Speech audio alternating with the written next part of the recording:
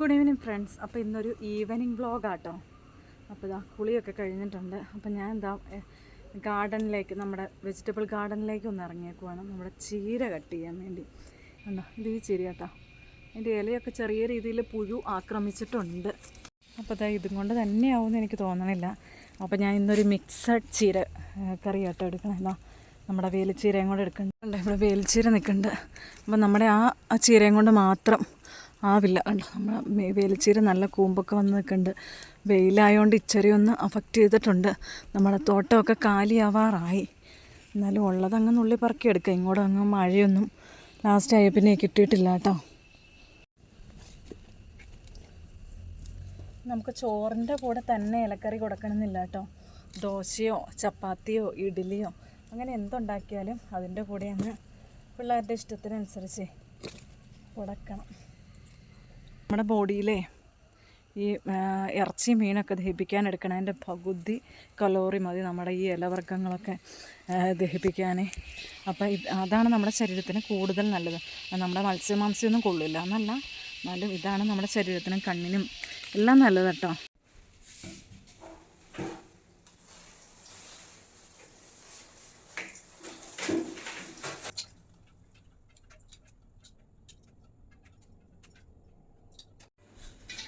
അപ്പോൾ ഞാൻ കിട്ടിയ ചീരയൊക്കെ ഒന്ന് നന്നായിട്ട് ക്ലീൻ ചെയ്തു. ഇപ്പം നല്ല വേനലില്ല, നല്ല പൊടിയുണ്ട്, പൊടി അങ്ങനെയുള്ളതൊക്കെ കാണും. അപ്പോൾ നന്നായിട്ടൊന്ന് ക്ലീൻ ചെയ്തെടുത്തു. ഇനി അരിയും കേട്ടോ.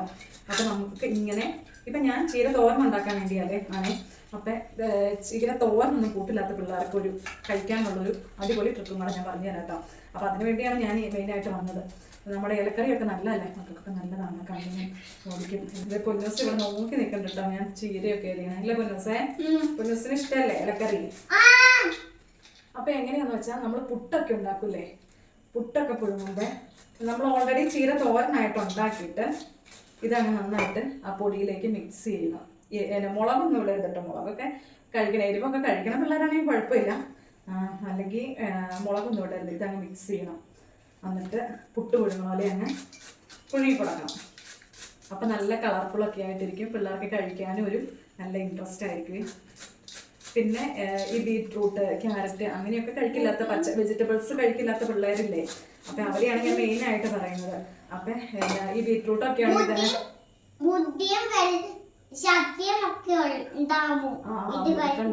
ഇത് കഴിക്കുമ്പോ എന്തൊക്കെ ഉണ്ടാവണേ? ബുദ്ധി ശക്തിയൊക്കെ എന്നാലും ഉണ്ടാവുള്ളൂ. പൊന്നു പറഞ്ഞ കേട്ടോ, ബുദ്ധി ശക്തിയൊക്കെ ഇതൊക്കെ കഴിച്ചാലേ ഉണ്ടാവുള്ളൂന്ന്. അപ്പോൾ ഈ ബീറ്റ്റൂട്ട് ക്യാരറ്റ് ഇതൊന്നും കഴിക്കില്ലാത്തവർക്ക് അങ്ങനെ കറിയാക്കിയിട്ട് നമ്മുടെ ആ കോവയ്ക്കൊക്കെ പുട്ടുപൊടിയിലേക്ക് ഇതാണ് മിക്സ് ചെയ്യുക. എന്നിട്ടങ്ങ് പുട്ട് പുഴുങ്ങുക നന്നായിട്ട്, നല്ല ഇത്തിരി തേങ്ങയൊക്കെ ഇട്ട്. അപ്പോൾ നല്ല ടേസ്റ്റ് ആയിരിക്കും. അപ്പോൾ അങ്ങനെയാകുമ്പോൾ കളർഫുൾ ആയിട്ടിരിക്കും. പിള്ളേർക്കൊക്കെ കഴിക്കാൻ നല്ല ഇൻട്രസ്റ്റും ആയിരിക്കും. വെജിറ്റബിൾസ് ഒക്കെ കഴിക്കില്ലാത്ത പിള്ളേർക്ക് അമ്മമാർ ഇങ്ങനെയൊന്ന് ചെയ്ത് നോക്കണം കേട്ടോ. അപ്പോൾ എന്നിട്ട് സക്സസ് എന്നിട്ട് എനിക്കൊന്ന് കമൻറ്റ് ചെയ്യണം കേട്ടോ. സക്സസ് ആവും 100%.